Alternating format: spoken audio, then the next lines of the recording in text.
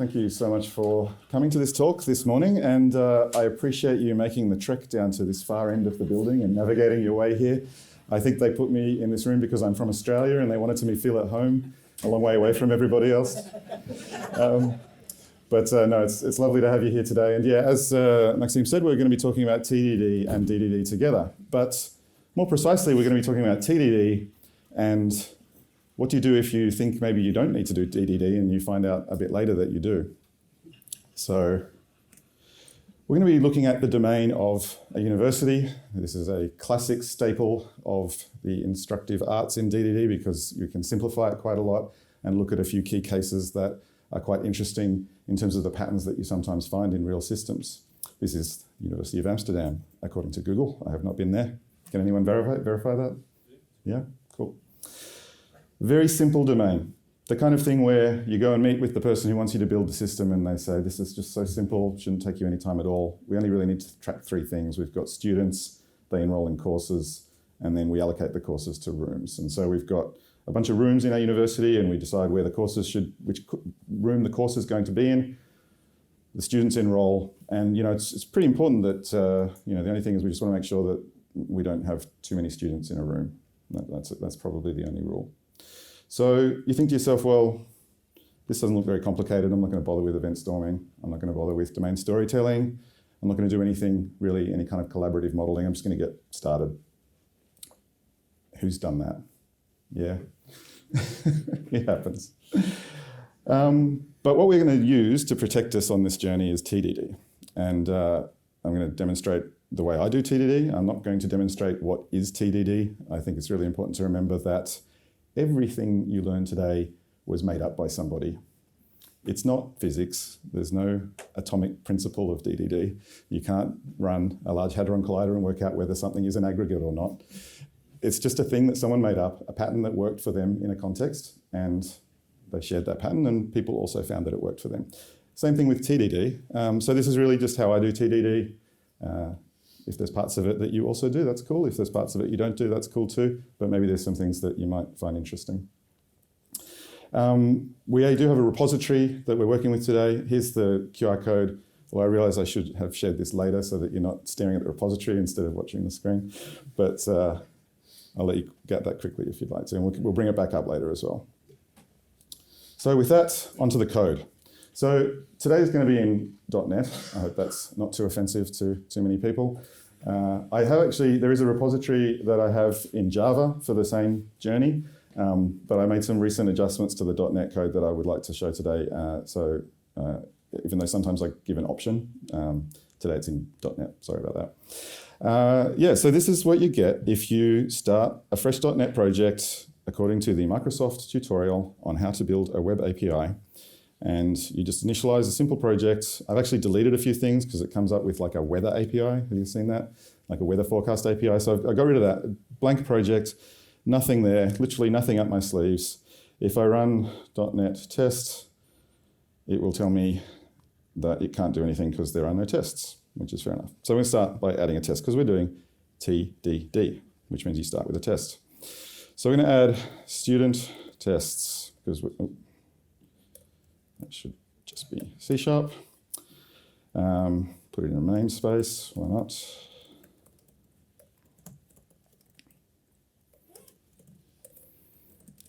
Create our test class.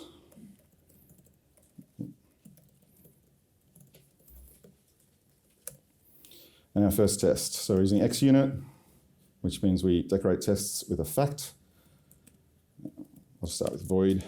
So given I am a student when I register, some people are a bit offended by mixing Pascal case and snake case, but I'm sorry about that. It's what I'm doing. So I'm running a test. I've got nothing to test. What am I going to write?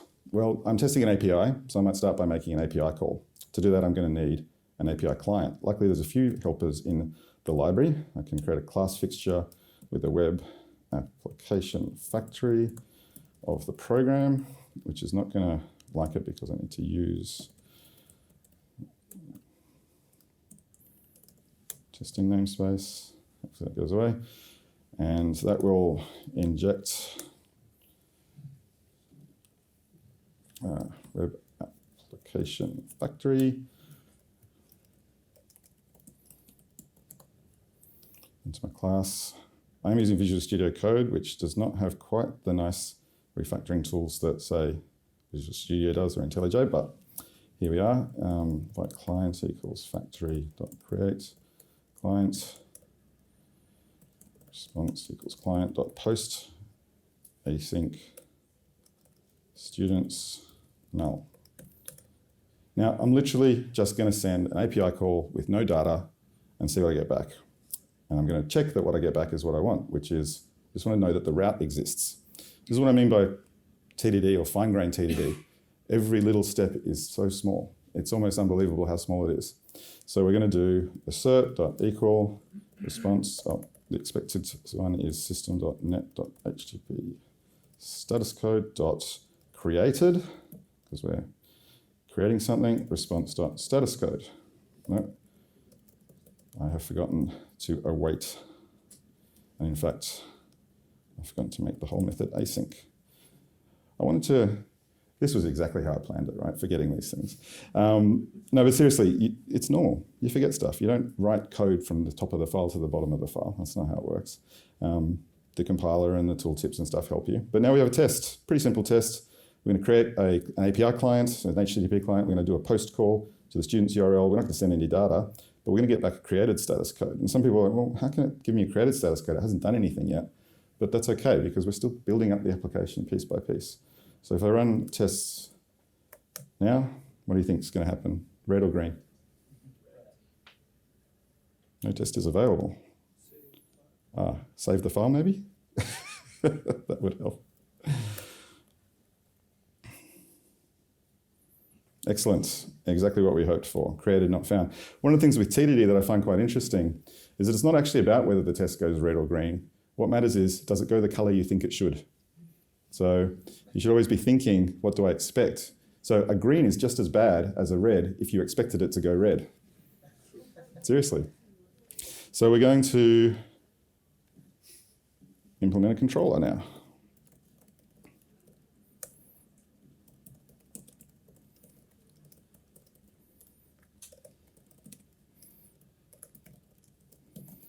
You're not going to be watching me type this whole thing out. I do have some pre-prepared code we're going to jump ahead to, but I just wanted to illustrate the really micro-test kind of nature of the TDD here. I think I need to do this, and maybe, oh no, do I need to do it? Okay. Route, we'll do be explicit.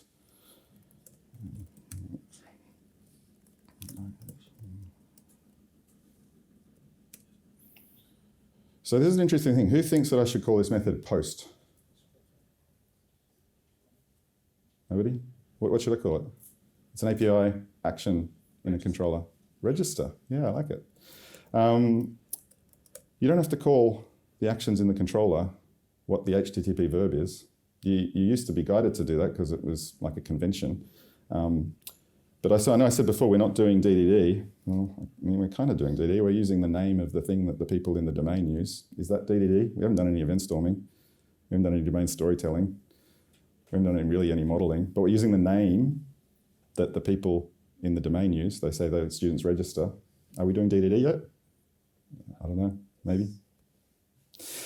Doesn't matter. I think that will solve some of those problems. There we go. I need to call this an API controller and give it a, and I think this needs to inherit from controller base. I need to do something. So to get this pass test to pass, all I'm expecting is the created. So I'm just going to return created. Created requires the location at which it was created, but we're not testing that yet, so I'm not going to pass anything back. You can send back an object in the payload, but we're not testing that yet, so I'm not going to pass anything back. And does it pass? Ta-da! Dopamine hit acquired. So what I'm going to do now, though, is, so that's kind of illustrating a really small micro test back and forth, just one little increment to the application.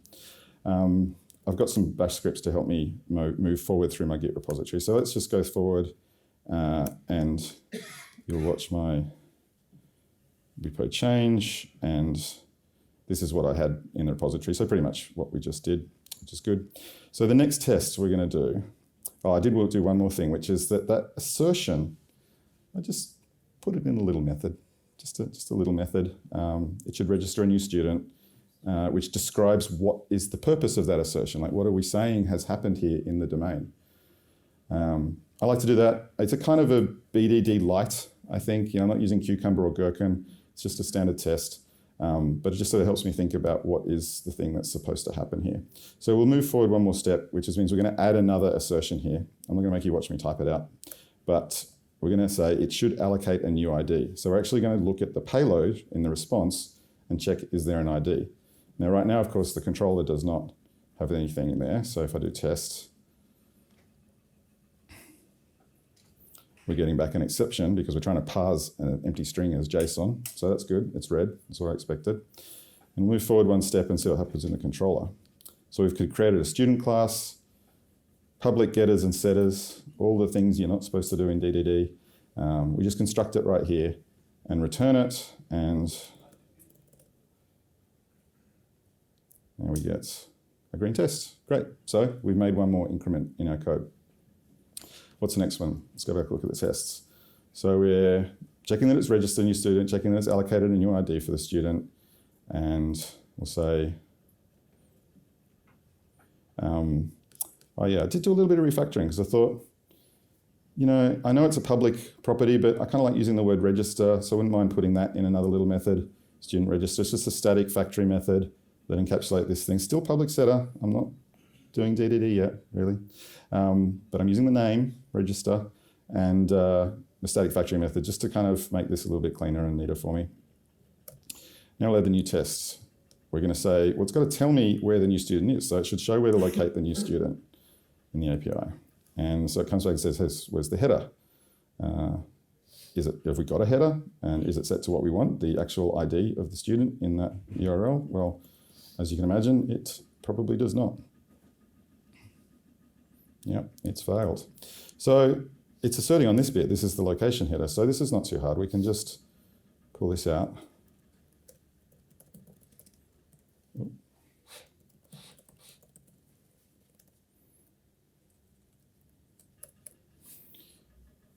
Return the student and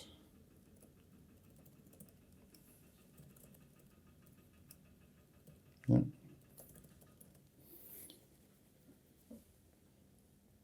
Great, it passed again. This cycle, I find it so satisfying and I find it so reassuring. I'm getting that green very, very quickly. Just every little increment gives me a nice little dopamine hit. And I'm confident that the application is being built up. Now, as you can see, I'm rewriting the application constantly. But by doing it this way, I'm gaining a lot of confidence that my tests are actually asserting on the right thing. Because if I just went and wrote a whole test that asserted on everything, and then tried to write the whole controller that did everything, what are the odds are that I would get it right? I mean, pretty low, right? You make a mistake, you'd forget something, and then you got to work through which one was the thing that caused the problem. And I don't like doing that. So I like doing these very incremental steps. So let's jump forwards in time a little bit more. Update the controller to return the location header. We're going to add a test to confirm that the details come back. So we're just saying, the name on the request that we sent in, does that match the name on the response that we got back? So we updated some of our objects and we created a register student request now that has a name field on it, and we're passing in a JSON blob of that registered student, and we're reading the JSON back into the student object. So it's separate little assertion methods here, and this one is saying, does the names match? So of course right now they don't.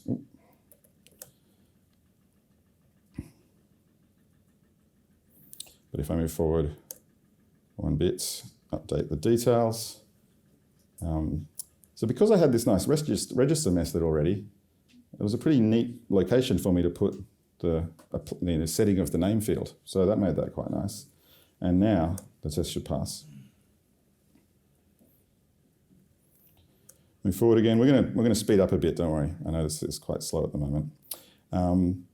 So the other thing I just wanted to show briefly, I've been working on this Visual Studio Code extension called Contextive, and I quite like it when I'm working in this way where I'm really thinking carefully about the language that I'm using and the words in the domain, because what it lets you do is put a YAML definitions file, and so you can say, this is what a student is. It's a person who would like to study a course, And registering is the process of a student registering with the university. And what the extension does is like anywhere it sees that word, whether it's here in the controller or here in the object or here on the class or even here in the URL, it gives me these definitions. And it says, so at the top I've got the hover content from the language extension, which says it's a local variable of type student and it's not null. But then I get the domain language definitions there. It just keeps me remembering, what I thought the definition was.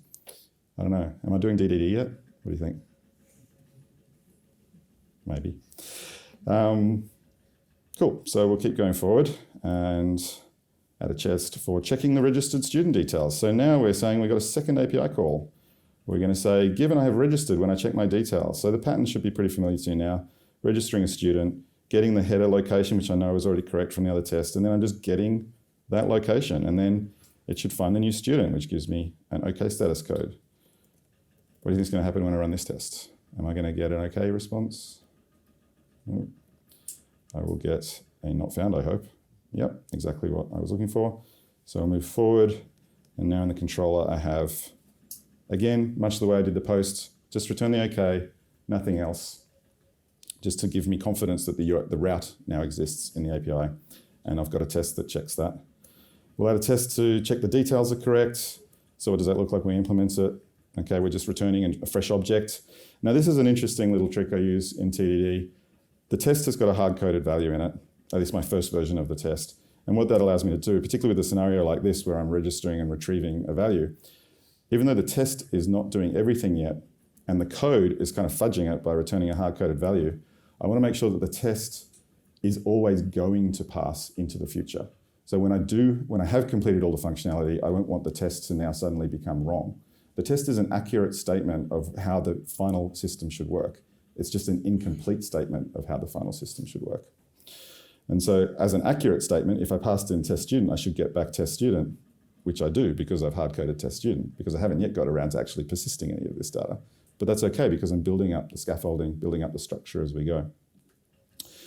So the next one is, in preparation for that, I've parameterized this test to say now instead of hard-coding student name, I've put it as an inline data parameter and passed it in, which then allows me to add another student. And now it's going to fail because my test is accurately saying, well, it should work for two different values, which it did not do with just one value.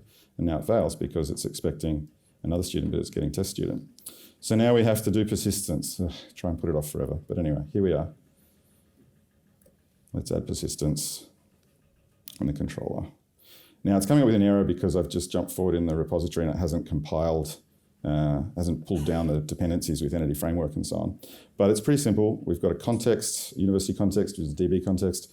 We got students on there. We are injecting the context and then saving the changes with adding a student and then retrieving them. And now it should work. And hopefully all those red lines go away as well as it builds. That's passed. And I've got you can start to see the DB logs as well in the logs, which is nice.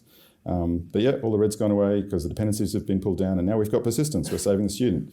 Again, not really DDD, right? Everything's smushed into the controller, apart from a few things that I've pulled out. But this is kind of what you see when you look at the Microsoft Beginner's Guide to Building APIs. So it's no surprise that when you get out there in the wild and you see someone building their first system, this is what they do. And of course, it takes some time to learn that maybe there's some good reasons not to do that. But if they've done TDD and they built it up in this way, it becomes very safe to eventually improve it, as we'll see. Let's keep moving forward. I decided I wanted to actually be async instead of regular. If the .NET people in the room will know that I've made it async and await, not for any particular reason, just to demonstrate that, again, a complete change on the implementation side and no change on the tests, and they still pass. Because this is a boundary test. This is an outside-in behavior test that is asserting on the surface area of the application, the outside, which gives me a lot of freedom to refactor on the inside. People might have been wondering, well, why haven't you got a unit test around the controller? Why don't you have a unit test around the student? You've got logic in there. It's like, yeah, I mean, maybe that's worth it. Maybe it's not. At this point, I don't think it's worth it because all the functionality is being asserted on and the tests are running really fast. as you can see, I'm not getting any slowness on the tests. So I think that that decision around splitting between like tests that can run in memory, tests that run on an integration server or against other things should really be decided based on how long are they actually taking you. If they're really fast, just do the simplest thing, which I think is this. So we'll move on. I'm going to now do a little bit of refactoring on the test side because I got a bit sick of having these API calls all over the place. So I've created a student API which encapsulates the two operations that we have, registering a student and getting a student. As you can see, there's my consecutive definitions popping up. One cool thing about it is if you've got a word in the code base that combines two terms from your definition, like register and student, you get both of them in the hover panel, which I like. So now we've got two operations, which means we can start writing more tests more quickly using these abstractions, these encapsulations around the operations, registering and getting the student. And that's what we're going to do now. Although we did another little refactor, which is now that we've got the get action, we don't hard code the URL anymore. We refactor it to the created add action method, which returns, which can actually connect to the URL or the route that's defined for that get action down here. So like a .NET MVC helper method. Java has a very similar equivalent, or Spring Boot, I should say. So here's a new test. We want to make sure that when we try and get a wrong student ID, so wrong ID, we get a not found. I'm not going to keep running the tests. I assume you trust me that they work. But in the controller now, we've had to implement if it wasn't found in the database, we return not found, okay. Again, tiny little increments. And now in preparation for the next thing, because we're about to start dealing with more concepts, we've done students, but we're going to start working with, I can't remember what the next one is, maybe courses or rooms. I've moved it into a subfolder. This is another thing, because a lot of people think, well, aren't you supposed to have a namespace or a folder for your controller and your domain model and your DTOs all in separate folders?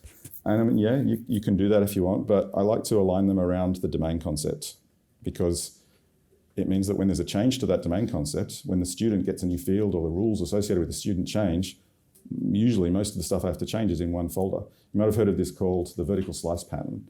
And it's hard to see why it's called the vertical slice pattern when you're just looking at the code base.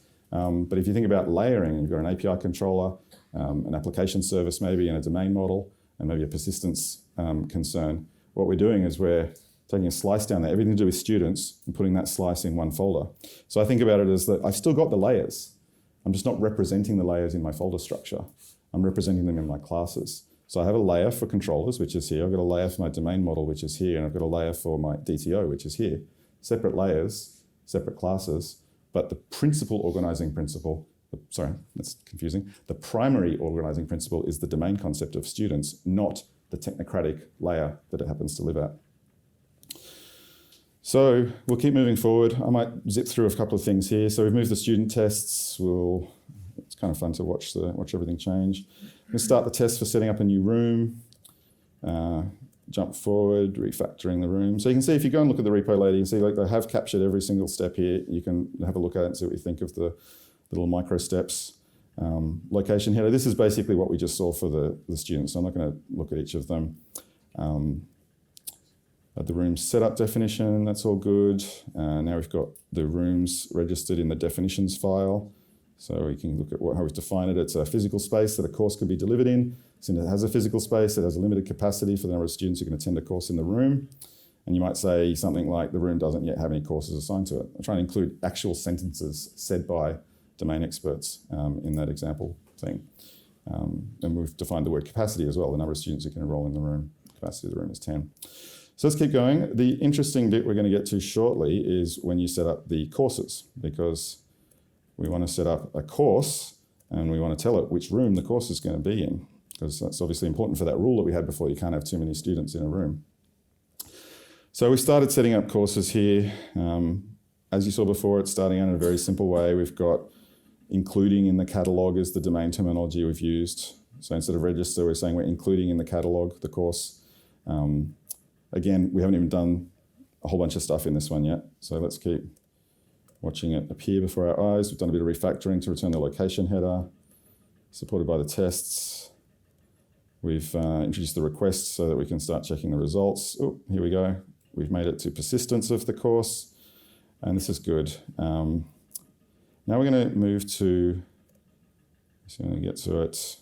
Add a test to confirm that a course can be linked to a room. So this is actually starting to get something a bit different. Let's look at this.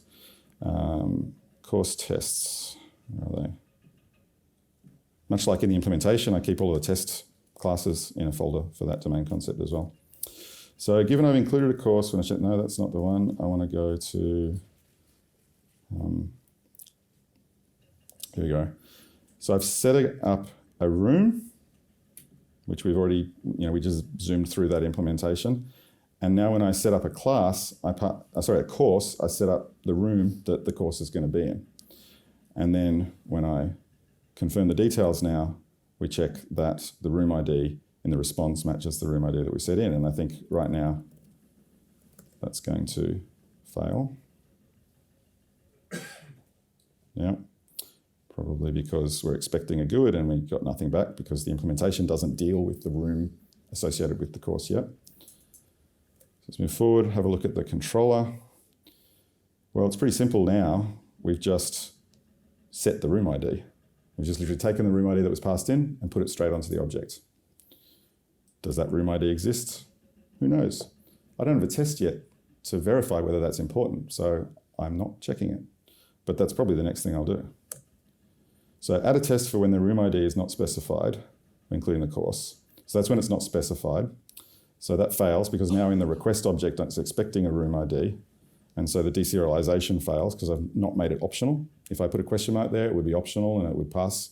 By making it non-optional, it's requiring that in the deserialization. So I already get a failing result, which means the test is passing. Now we'll add a test for an unknown room ID. And this one, the test is going to fail because it's actually asserting that if you try and add a course with an unknown room, you want to get a bad request. But you're actually getting it created because we haven't done that logic yet. So in the course controller, we're going to need to check, is the room ID valid? Does it actually exist? Pretty simple stuff. Pretty glad we skipped all that boring DDD modeling at the start. Would have been a huge waste of time for this simple application. I hit test again. Still failing. Let's move forward. All right, here's a really simple implementation. We just get the room, check it by room ID. If it's null, we return bad requests. If it's there, we allow it to proceed. So now that test should pass. Great. So now we're starting to build up the functionality. We've got a real thing now. We can't add a course to a room that doesn't exist. Nice. This I don't like though. This is not great. We're checking this rule. Then this is an important rule that the room needs to exist before the course can be created. And we've already got this method that does the course creation. So it kind of feels, and this feels like a code smell to me, is like feature envy or object envy. Like, why should this class be doing the rule that actually belongs to this kind of domain responsibility? So let's move it. Let's push it down into that class. Did not hit up enough. Luckily the test is pretty quick. So that was quick. So I'm going to go back and forward so you can see it. But what I did was move it into the including catalog. And so now if it can't include the room course in the catalog because the room doesn't exist, it returns null. And in the course controller, it checks if the course is null and then returns bad requests. And you might think, well, you haven't really changed much here. You had, if the room is null, return bad requests. And now you have, if the course is null, return bad requests. Have you actually improved the design? I think I have, because the status of the course, whether the course is null or not, is a representation of the end state of the operation. Whether or not the room is null is just one of the rules. So by encapsulating the rule in the including catalog method, I now know that if I add any more rules, the course will still be null at the end of the operation. So this is now a more high-level abstraction, which is appropriate because it's at a higher level of the code. It's at the controller. So the controller is now dealing with high-level abstractions, and the domain model is dealing with the more detailed abstractions that are the specific rules of that domain entity. So even though the code looks almost identical, do that backwards and forwards again, if room equals null bad request, now if course equals null bad request, I actually think this is an improvement. I think it's more resilient to change over time as more rules associated with whether or not courses can get created get added into that including catalog method. So hopefully that makes sense. Let's keep going. I've done a little bit of refactoring the tests here to say We're just going to make it a bit easier to set up courses. So there's just some API helper methods because we're starting to get a more complex construction process. We've got to create rooms, we've got to create courses, they've all got to work together. So there's a few more tests that are just kind of the standard 404s, move forward a little bit more. This is an interesting refactor here. You might have noticed that in the in the first case, what we were doing was just literally directly setting on the course the room ID. Now it's interesting because in a way this is very CRUD-like. We're just taking the data that's passed in and storing it. We've got a few little rules here, but not much. We're just taking the data that's passed in, storing it directly in the database. But what you often see in systems that were built without doing DDD is something a little bit different, and especially if they were built without TDD, because you go and construct the whole domain model in one go, and you use patterns like the entity framework reference objects straight away. Now in this case, I didn't have the reference object straight away because I'm doing these micro tests, but in a way, this is like a more pure CRUD system right now, but I'm going to move away from the CRUD system and ironically move also away from the traditional DDD pattern. Because technically, if I move forwards now, I'm going to say, actually, I'm going to store the room as a virtual reference object now, which in entity framework language, it's going to get lazy loaded out of the database. So what's my aggregate boundary now?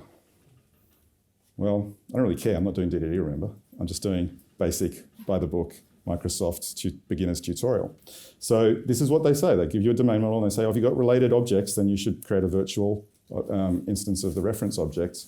And now you've got that object. And you don't have to worry about your queries. It'll automatically construct your queries. It'll automatically do your joins for you in Entity Framework, which is great.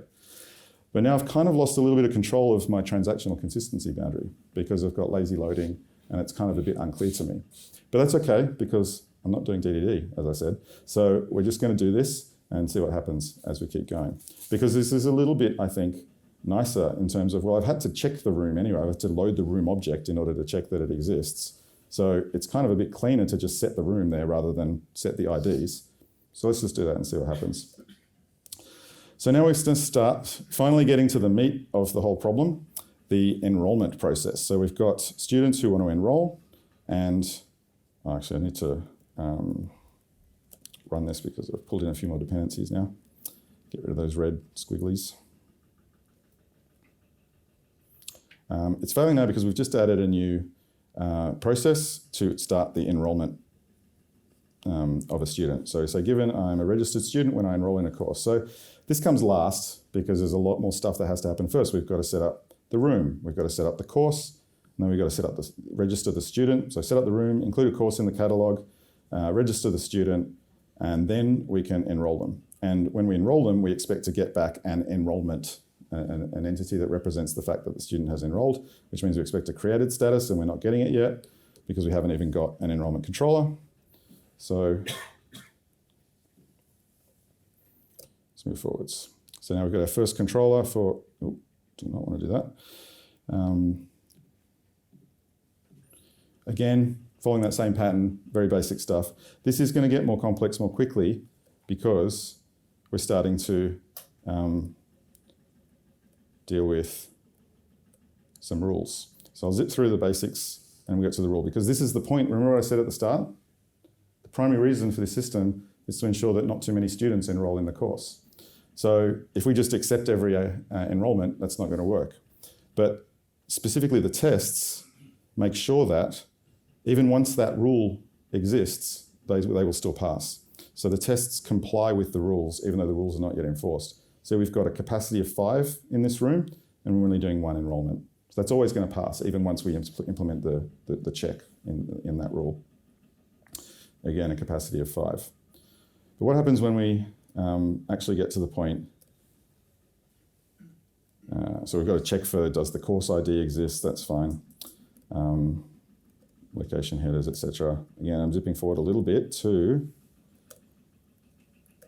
the point where we're going to say, add a test for failing enrollment if the course is full. Finally, we've built up all the building blocks. We have enough of a system here that we can make a meaningful assertion about the primary purpose of our system. It only took 20 minutes. Who said TDD is slow? Enrolling test. So what does this test look like? Given the course I want is full, when I enroll in a course, it should not enroll me with errors. So let's look at what this is doing. It's a little bit clunky, but we're setting up a room with a capacity of 3. We are registering 3 students and enrolling them in the course. We've got register student, enroll student in course, register student, student 2, 1, 2, and 3. So you imagine at this point now the course is full, capacity is at the limit, and when we register and enroll the 4th student, it should fail. Of course, right now it does not.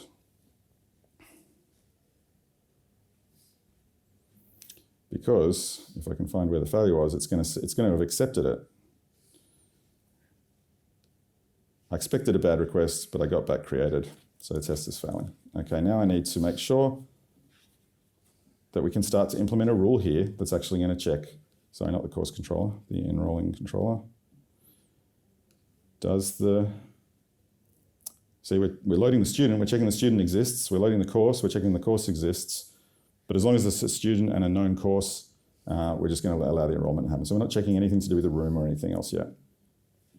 So let's move forward and look at what our first really dumb implementation of this is. Because remember, in TDD, the first implementation is always pretty dumb. Like, it's just the simplest, dumbest, most basic thing you can do. And that purpose, just to restate it, is not to come up with a brilliant design straight away, but to make sure that your test is correct.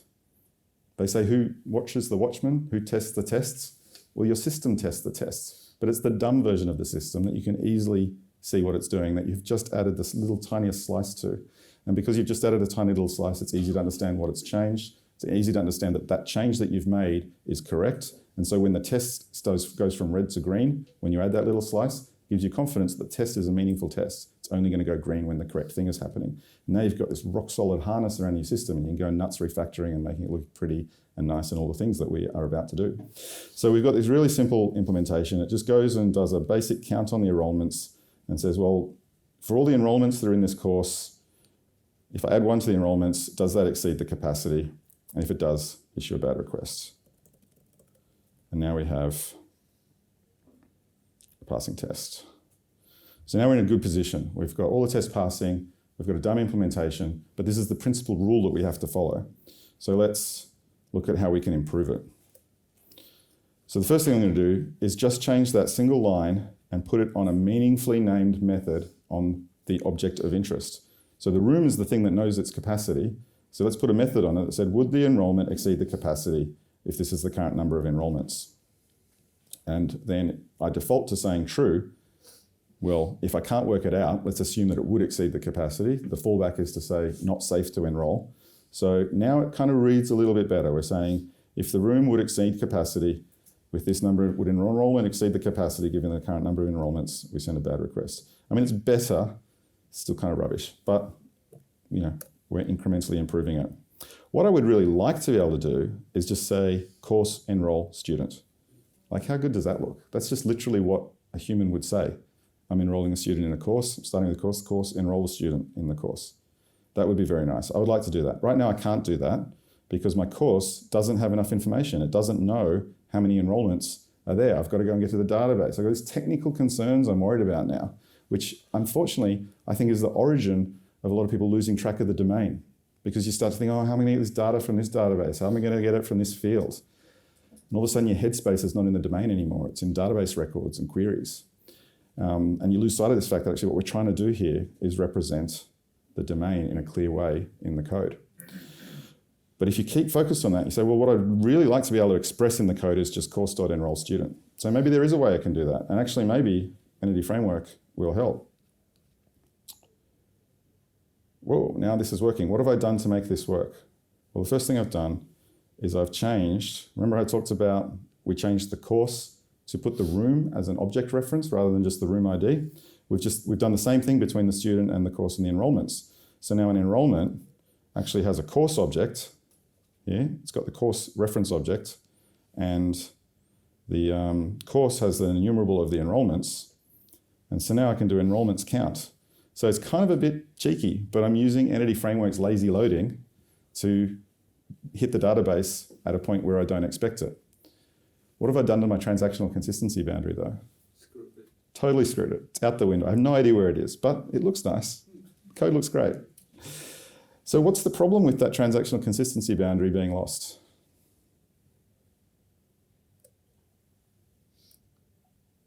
Why is this a problem now? What have I not taken care of? Multiple students enrolling at the same time. Yeah. So if you look at the next test we had, add a concurrency test that confirms that the course capacity check does not pass. And this could happen to you. You get out there in the real world and they start using it and they say, oh, we just sent in a mail out to say I've got a new course available. We said there were only 20 spots and all of a sudden we got 22 students enrolled. What's going on in your system? But look at it, look at the line of code, it checks the count. It does it, it's right there and it's expressed so beautifully in domain language. But it doesn't work. And it's that transactional consistency boundary. And this is the origin of the aggregate. Like, I'm not saying that's what people think of as an aggregate now. I'm saying this is the origin of the aggregate. I think in that book, the blue book, Eric was mostly concerned with domain modeling, but he was also concerned with how to make a real system from an abstract domain model. And he recognized and has seen that things like concurrency, more importantly to concurrency, contention. Contention is the key concept here. You can have a lot of concurrency. You can have 1,000 users hitting your system at the same time. The only thing that matters is, are they touching the same object at the same time? So that's the difference between concurrency and contention.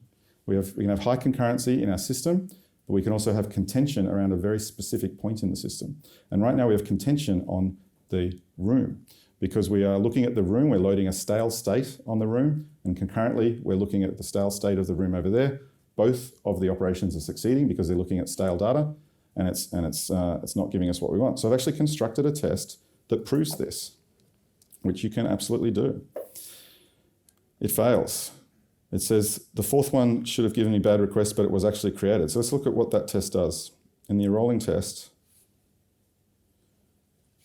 given the course I want is full, when I enroll in a course concurrently, so we're doing the same thing. We've got student and enrollment, student, enrollment, student. So we've got 3 and 4 students. We've set them up. We're using some language tricks here. So we're saying enrollment task 3 and enrollment task 4 are not awaited. So if you're not familiar with .NET, what that means is a fire and forget. We kick off the operation, we do not wait for it to complete.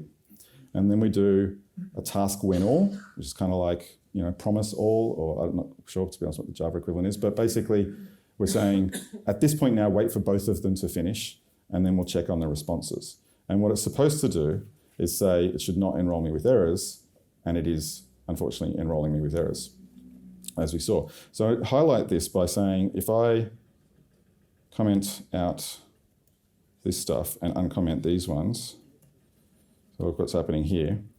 So instead of doing them without awaiting, I'm now awaiting them, so 3 and 4 happen in sequence, the tests will pass. So sequentially they work.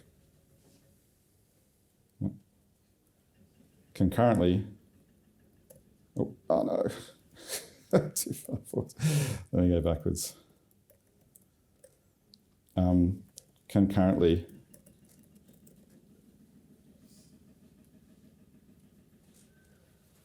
they fail. So what are we going to do about this? Bring in aggregates. Bring in aggregates. That is exactly the answer that most people default to. And in this case, I would submit it is the wrong one. So what I'm going to do, I'm going to look at this system and go, well, I need a more strict transactional consistency boundary because there's a rule here that says I can't have any more students in the thing. And then I'm going to go and have a shower, and I'm going to go for a walk, and I'm going to ponder the situation in the park. And I'm going to realize, because I was constructing these test scenarios, what if the administrators have set up a room with 100 seats and they've allocated Computer Science 101 to it, and they've set up another room with 20 seats and they've allocated Myths and Legends of Ancient Greece to it. And of course, Myths and Legends of Ancient Greece is far more popular than Computer Science 101. So the 20-student room has got 100 people wanting to go to it, and the 100-student room has only got 10 people wanting to go to it. Does that make sense? So you go back to your domain expert and you say, I was just thinking, why is it so important to you to allocate the course to the room at the start of the operation? And they say, what are you talking about? It's not. I said, but I've got this diagram and it says the course must be allocated to a room. When the course is created, it's got a room attached to it. Oh, is that what that diagram means? Right. No, that's not how we do it. We get all the enrolments, and then based on which course is most popular, we put that in the biggest room. And you sit there going, maybe I should have done some event storming. But you didn't. And that's okay, because we've got some nice tests here which are going to protect us as we embark on a pretty big refactor, because we're going to say, well, let's toss that rule out. We actually don't need a transactional consistency boundary at all here, because there is not one in the real world. So let's not make our lives more difficult than it has to be. So you go and do a little bit of whiteboarding and you just confirm that you've really understood this time that actually they're happy to let as many students enroll as they want to. They have an enrolment date and they say after this you can't enroll. And then they run a scheduling process. And they say, okay, well now we know all the enrolments and now we know all the courses, and we do a bit of Tetris jigsaw and work out which room can have the most students, and maybe we need to split it into 2 concurrent things and hire another lecturer. But we really want to do that because that makes us a lot more money. Because we're a private university. I don't know, University of Amsterdam is not a private university. Let's say it's a private university. Makes more money if we get more students, so why would we stop students from registering? That's nonsense. That's the opposite of our purpose. This happens all the time, right, in our systems. We latch on to something that we perceived as a transactional consistency boundary, and we fixate on how we're going to enforce it. And we think about aggregates, and we think about value objects, and we think about database transactions and all these technocratic concerns. And we lose sight of the bigger picture. We lose sight of the fact that actually the real world often doesn't have these transactional consistency boundaries. And usually a conversation will reveal that there's some other kind of business process that will make them all evaporate and go away. Now, I'm not saying that there are not actual transactional consistency boundaries. Of course there really are. But they're often not as prevalent as you might think. And in this case, they're utterly irrelevant. So let's see what we can do about it. Just get rid of the concurrency test because it's not an issue anymore. And actually, we're going to get rid of a whole bunch of other tests as well. Interesting thing about TDD, when you need to remove a feature, do you change the test first or the code first?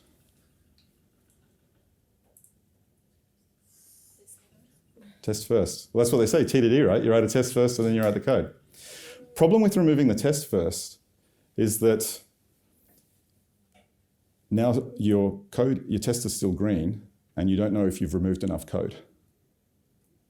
You can forget to remove the code and there's nothing to tell you that you haven't removed the code yet. So the thing to remember is not test or code first, but the red-green refactor. What you want to do is make sure you have a red result first and then a green result. And so if you're removing functionality, the way to get a red result is to remove the functionality that made it go green.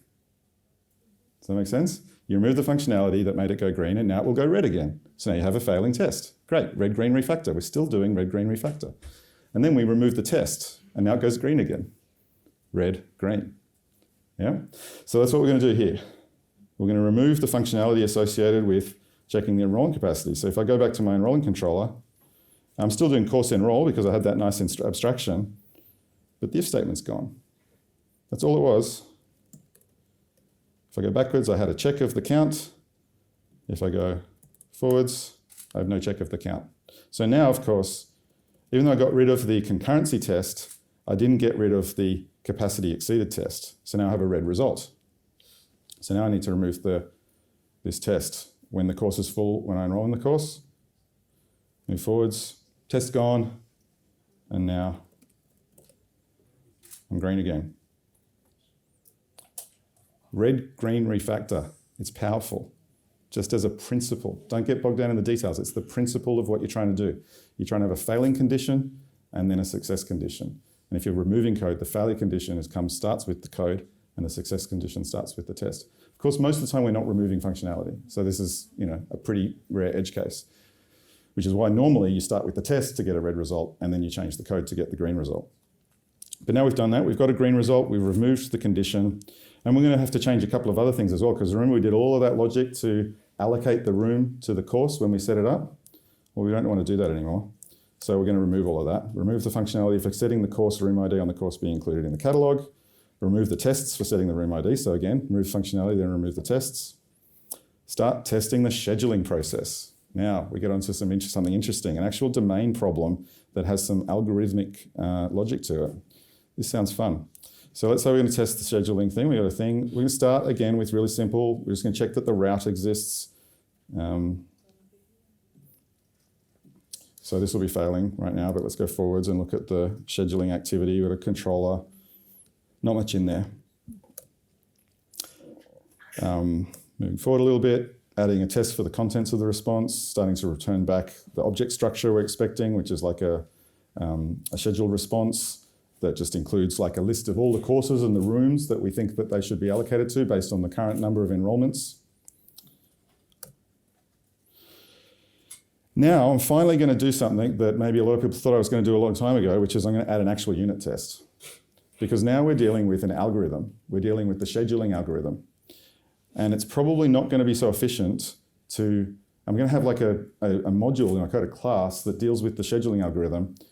And that, I probably want to start by keeping that a little bit separated from the infrastructure concerns of the API.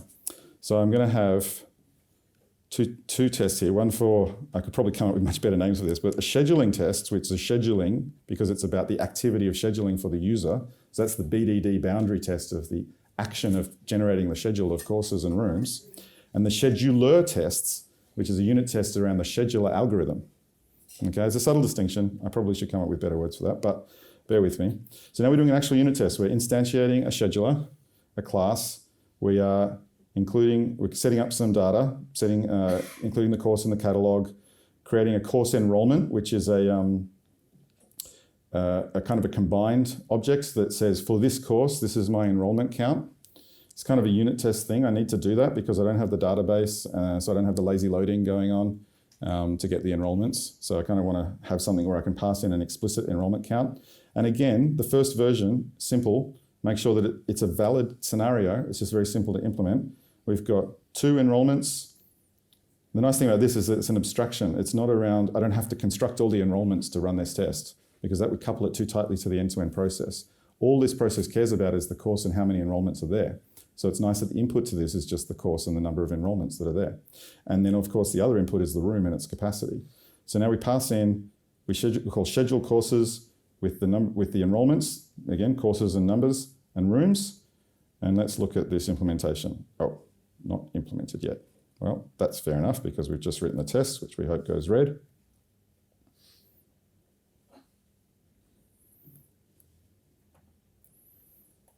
And let's look at an implementation. So we're going to come up with a really dumb implementation. I'm just going to assume, I'm going to come up with an implementation that makes the current test pass, the simple case. I'm going to use the zip operator. I don't know if you're familiar with that. You take 2 lists and you zip them together into a list of tuples. And so now we have a course enrollment room tuple that gives me the course and the room. And I'm just going to allocate the first course to the first room. Since I've only done a test with 1 course and 1 room, that's correct. Obviously, it's not going to be correct for more complex scenarios, but it's enough to give me confidence in my test.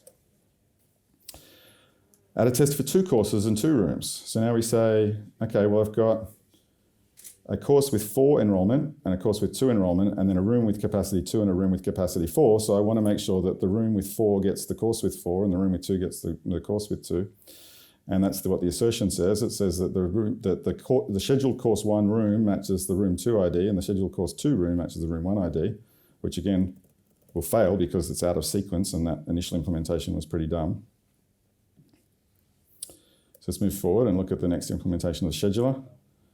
So I'm going to say, let's start sorting it and say, well, the zip algorithm kind of worked as long as everything's sorted.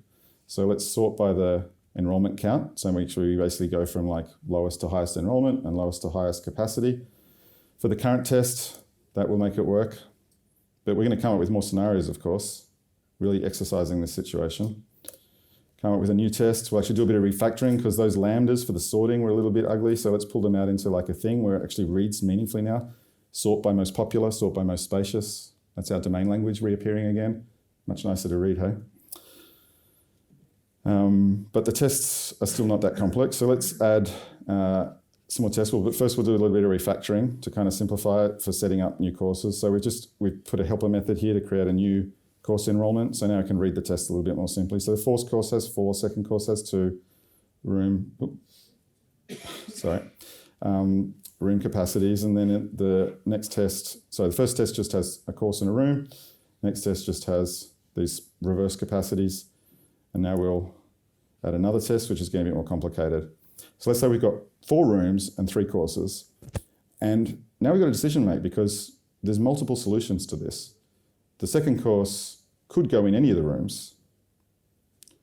The first course could go in any of the rooms except for the first room. The third course could go only in the 4th room. So we think about it a little bit. We come up with a pretty simple algorithm, which is we start with the least popular courses and the least spacious rooms and try and slot them in to leave the bigger rooms for the big courses. We don't want to accidentally consume a big room for a low and not very popular course.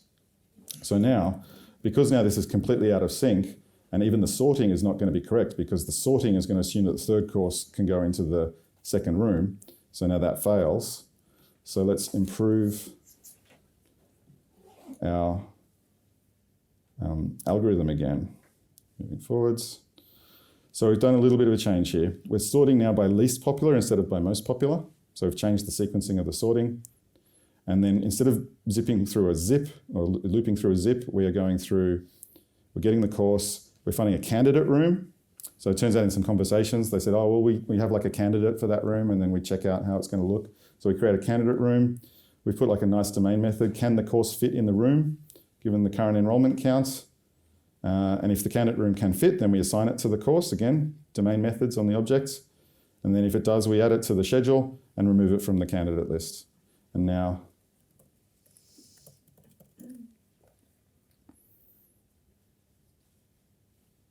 the test passes. Presto. So what are we going to do next? Well, we've now got unit tests around our scheduler, but we haven't linked it to the API. So the final piece in the puzzle, and hopefully I'm getting close to the end of the session, we need to come back to the controller, because remember, we haven't touched the controller yet. We just dipped down into fixing our scheduler, our isolated, more complex algorithm. So we've added a test for complex scheduling results from the API. So we go back to our scheduling test, because that's the business activity. And we've constructed a scenario. Is this the one? Given there are multiple courses and rooms when I schedule a course. So you can see why I didn't do this straight away, because it's a lot more effort to set up the scenario, because you've got to create all of the the dependent data, whereas by creating unit tests around that scheduler, it was worthwhile. And I think just to connect back to that point I made earlier, there's definitely a point to unit tests around individual classes. Even though the trade-off now, though, is I've got unit tests around a design decision. Those unit tests are not behavioral. So if I decide to refactor my solution, I'm going to have to change that test. In an ideal world, if I had my way in every situation, every single refactor I did, I would never have to change a test. If you have to change tests when you refactor, you've got this pressure, this thing that kind of just nags you and says, oh, it's a pain, I'll put it off, I'll do it next week. And I think this is the cause of so many people declining to refactor when they could. Whereas if you could just refactor the bejesus out of it and have the tests all stay there and give you confidence, I think we'd do a lot more refactoring. So these boundary tests, I love them for that reason, but sometimes you do need to make a trade-off, and this case was one of them. So we did it. But now we've constructed a scenario which is going to fail because our our API is not yet connected to the scheduler. So let's check that. Yep, it's failing. Move forwards and have a look at now our enrolling controller. Sorry, not rolling, we're scheduling. All right, schedules controller. So we've got a query, because we've got a scheduler now, and the scheduler needs data in a particular pattern. So we have to go and do a query from the database using LINQ to get the course enrollment objects with the course and the enrollment count.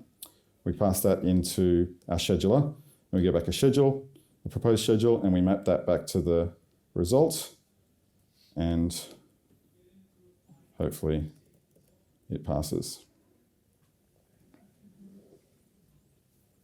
Wonderful. But we're not done yet. There's a little bit more refactoring we can do. We can pull that query out. That was a bit ugly. Let's put that in a course enrollment query object, just to get the nuts and bolts of that query out of the way, get course enrollments. And then the final thing that we're going to do is we're going to finally do DDD. We haven't done DDD yet, have we? How do we do DDD? It's the simplest thing in the world. We put private setters on all our objects. Honestly, and I did that. I put private setters on all those objects and I did not get a single compilation error. So this is why, and then what this means is that I've appropriately encapsulated the rules. None of the entities are mutated outside of the class, which means it's encapsulated. Encapsulated classes that contain the business rules that are expressed in domain language is DDD, as far as I'm concerned. It's a lightweight DDD. I'm not using event sourcing. I'm using state persistence, that's fine. I haven't got multiple bounded contexts. It's a pretty simple application, I didn't need them. But I'm using the domain language in the code and I'm encapsulating the business rules.